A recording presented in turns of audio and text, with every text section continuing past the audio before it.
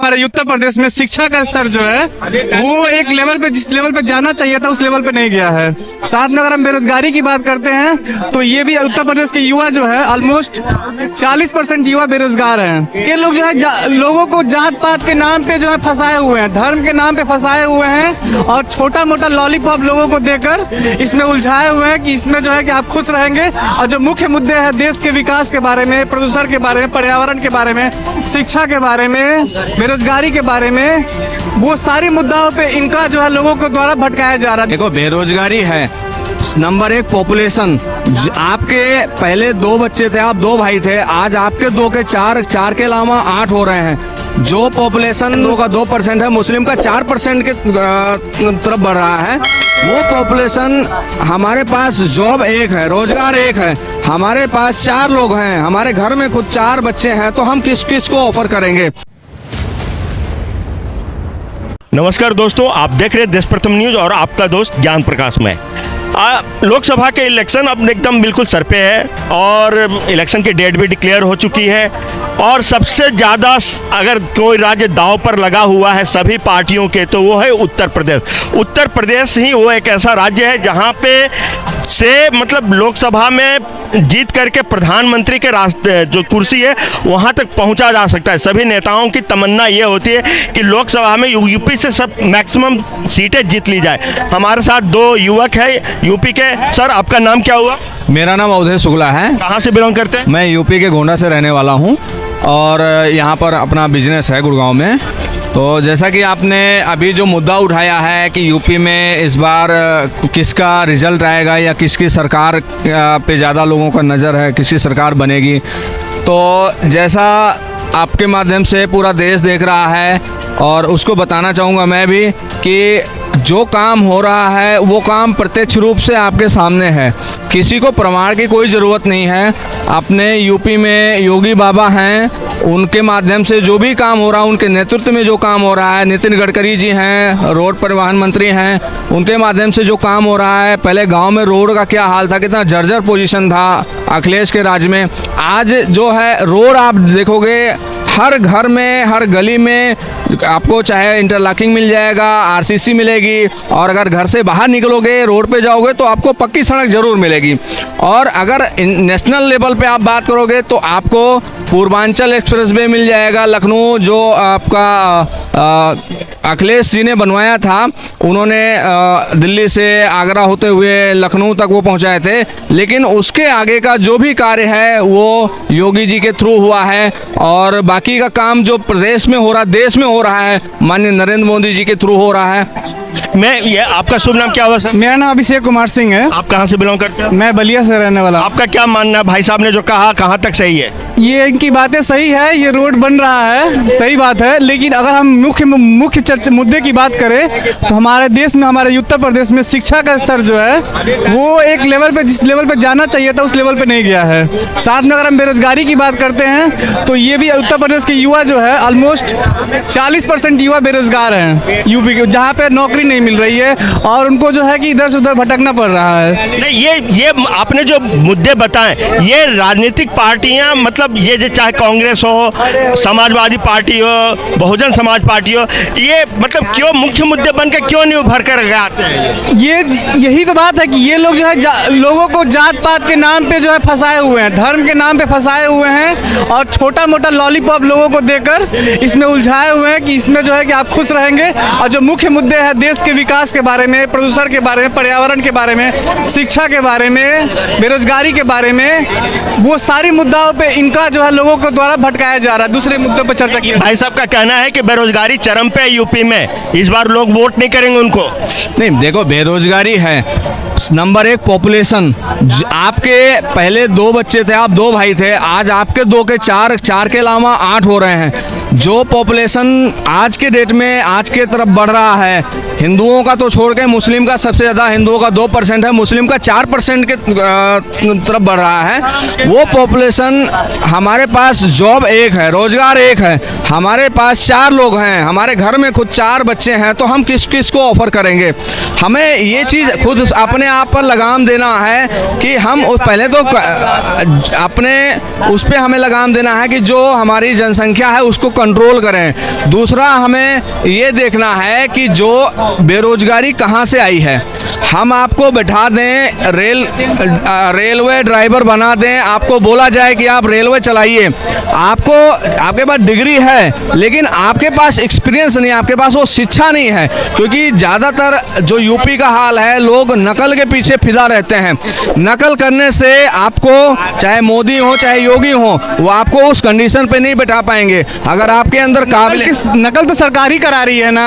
ये कैसे आप दावा कर सकते हैं सरकार करा रही है? नकल जो है कि अगर सरकार प्रशासन जो है टाइट हो जाए, अपना नकल ना होने दे, शिक्षा जो है कि स्कूल में पढ़ाया जाए, लोगों बच्चों को पढ़ाया जाए। स्कूल में जो है मिड डे मील की योजना की गई है, जहाँ पे बच्चों को बुलाया जाता है खाना खिलाने के लिए, पढ़ाने की बजाय।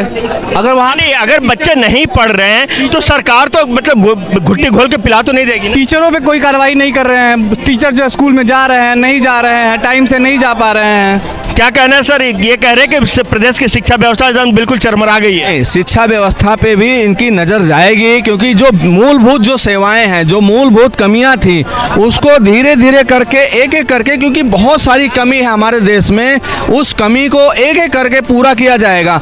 आगे चल के इनका फोकस शिक्षा पे भी है, शिक्षा को भी ये मेंटेन करेंगे, उसको अपग्रेड करेंगे। क्योंकि अभी जो यूपी पुलिस का जो था पहले, अभी उसका भी भर्ती हुआ था, रद्द हो गया।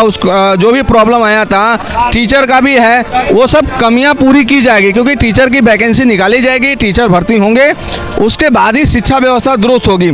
जो शिक्षा व्यवस्था एक टीचर की जिम्मेदारी होनी चाहिए, हम टीचर हैं, हमारी खुद की रिस्पॉन्सिबिलिटी होनी चाहिए। हम अपने बच्चे को प्राइवेट स्कूल में भेजते हैं और गांव वाले के जो दूसरे बच्चे होते हैं वो हमारे अंडर में पढ़ाई कर रहे हैं, तो उस टीचर की जिम्मेवारी है कि उस बच्चे को, उनके अंडर में जितने भी बच्चे हैं, उनको जी जान लगा के उस टीचर को रिस्पॉन्सिबल होना चाहिए। क्या मतलब योगी बाबा को ये दूसरा कार्यकाल पूरा होने वाला है, क्या मतलब शिक्षा जो कि देश का भविष्य का निर्माण करने का काम करता है, उस पर पहले ध्यान क्यों नहीं गया? क्या उनको नहीं लगता है कि ये मतलब क्या वोट खिंचाओ ये मुद्दे नहीं है, इसलिए सिर्फ बुलडोजर चला करके वोट लिए जा सकते थे? बुलडोजर तो चलाते हैं, लेकिन स्कूलों पे, शिक्षा पे, शिक्षकों पे जो जितनी तवज्जो देनी चाहिए थी, उस पर उतना उनका ध्यान नहीं है।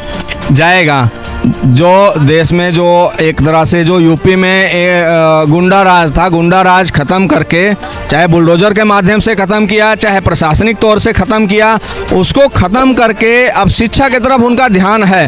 शिक्षा जो मानते हैं कि राम मंदिर बन गया, ये कोई रोज़गार का मुद्दा नहीं है। हमारे देश की जो आस्था है, जो हमारे देश का प्रतीक है, पहचान है, भारत की पहचान किससे है? हिंदुत्व से है। भारत की पहचान राम मंदिर से है, भारत की पहचान कृष्ण मंदिर से है। जो भारत की पहचान है, उस पहचान को भी हमें बरकरार रखना है। हम ये नहीं सोच सकते कि नहीं, हम मंदिर, जैसे केजरीवाल जी के जो अपने वो कहना है कि मंदिर से हमें क्या मिलेगा, मंदिर से केवल पुजारी बढ़ेंगे। आप अगर सऊदी अरब जाते हैं, वहाँ मुस्लिम हैं, मुस्लिम मस्जिद बनवाते हैं, तो क्या उनके यहाँ मस्जिद मेन है? उनके लिए खैर चलिए, ये तो है, मतलब आपका कहने का मतलब है कि पहले भावनात्मक मुद्दे, बाद में जो व्यवहारिक जीवन के पक्ष के। लेकिन चलिए कोई बात नहीं। आपको क्या लगता है कि जो मतलब विपक्ष में पहले भी बसपा, मायावती मुख्यमंत्री रह चुकी, अखिलेश यादव भी मुख्यमंत्री रह चुके, उनके कार्यकाल में शिक्षा का स्तर इतना निम्नतम स्तर पर कैसे पहुंच गया कि आज योगी बाबा चाह करके भी वो इसकी हालत पे कुछ ज़्यादा तब्दीली नहीं ला पा रहे? चाहे वो अखिलेश यादव जी हो, चाहे वो मायावती बहन जी हो, या फिर योगी बाबा जी हो, इन तीनों आदमी का शिक्षा पे कोई भी ध्यान नहीं दिया गया है शुरू से ही। और हमारा बस भटकने का काम, जनता को भटकाना है, भटका रहे हैं। तो वहाँ की जनता ही जब ऐसे नेताओं को या पार्टियों को चुन रही है, तो फिर तो इसमें नेताओं की क्या गलती है? वो तो ऐसे मुद्दे चुनेंगे जो उनको वोट दिलाती है। हिंदू मुस्लिम करेंगे या मुस्लिम यादव करेंगे? इसमें जनता को जागरूक होना पड़ेगा, जनता को खुद से जो है अपना जागरूकता अभियान लाना पड़ेगा कि हम ऐसे नेता। क्या आपको मानना है कि योगी बाबा की जो एक छवि बनी है पूरे भारत में, एक मतलब कट्टर हिंदूवादी के साथ साथ लॉ एंड ऑर्डर को मतलब सबसे ज़्यादा चुस्त दुरुस्त रखने वाली की, वो छवि इस बार चुनाव में काम नहीं आने वाली है? नहीं, लॉ एंड ऑर्डर तो योगी बाबा का बढ़िया है, मैं इसमें नकारा नहीं जा रहा है, लेकिन बात यहाँ पे फिर है विकास की, देश के विकास का। देश के विकास का है। अगर हमारे यहाँ शिक्षा स्तर जो है कि नहीं हाई होगा, अगर हमारे यहाँ अनएम्प्लॉयमेंट बहुत ज़्यादा है, तो युवा भटकेंगे ही। करेंगे क्या? तो अगर हम युवाओं को जो है सही मार्गदर्शक दे सके, सही शिक्षा दे सके और इन्हें सही से बेरोजगारों से बेरोजगार बना पाए तो ये अपने आप ही सही रास्ते पे आ जाएंगे। क्या लगता है इस बार 80 में से कितनी सीटें अखिलेश और जो कांग्रेस का जो गठबंधन हुआ उनको कितनी सीटें मिल जाएंगी? योगी बाबा 75 पे, 5 पे हमारे जो गठबंधन के हैं वो भी, उनके लिए भी मुश्किल लग रहा है हमें। 78 तक तो हमारे योगी बाबा कंप्लीट करके रखेंगे। आपका क्या मानना है?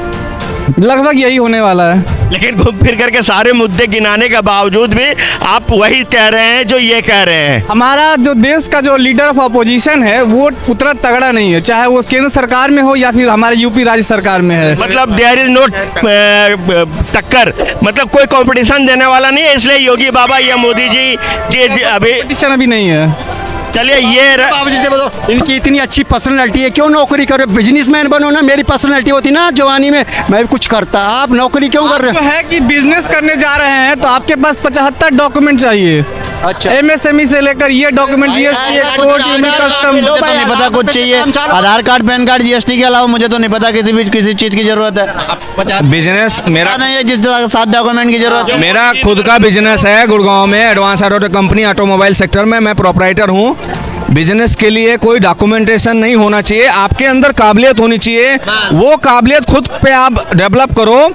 मोदी और योगी जी का रोल है वो देश बचाना। पहले तो देश बचाओ, जो देश के अंदर घुसपैठी हैं, देश को जो लूट रहे हैं, जो मुस्लिम आज उनका जो पॉपुलेशन, वोट बैंक उनका बढ़ रहा है, उससे अपने देश को सेव करो। अगर सेव नहीं किए, अगर आप सोच लिए कि मोदी को हटाओ, योगी को हटाओ, तो आपका देश विश्व स्तर पे आगे नहीं जा पाएगा। केवल आप भारत में और भारत में भी गुलाम बन के रह जाओगे। जब आपका कश्मीर का विभाजन हुआ था, अभी हिंदू यहाँ पर बोलते हैं मुस्लिम कि हमें प्रॉब्लम हो रहा है, हमें योगी की सरकार परेशान कर रही है। जब कश्मीर से हिंदुओं को खदेड़ा गया था, मारा गया था, तो ये सारे लोग कहाँ थे? जो आज हरी टोपी लेके, हरा झंडा लेके पहुंच जाते हैं मणिपुर में कि यहाँ पर बहन बेटियों के साथ बलात्कार हुआ। जब कश्मीर में हिंदू भाइयों को, हिंदू बेटियों के साथ बलात्कार हुआ, उनको भगाया गया, उस टाइम पे वो कहाँ थे? अभी तक उनकी आवाज़ क्यों नहीं खुल रही है? मैं आपके माध्यम से जानना चाहता हूँ। चलिए इसी पॉजिटिव नोट पे उत्तर प्रदेश की राजनीति के साथ साथ चलते हुए हम केंद्र की राजनीति पे आ गए। देखने वाले ये वाली बात होगी कि आने वाले इलेक्शन का जो रिजल्ट आएगा क्या गुल खिलाता है। आप देख रहे देश प्रथम न्यूज, मैं आपका दोस्त ज्ञान प्रकाश।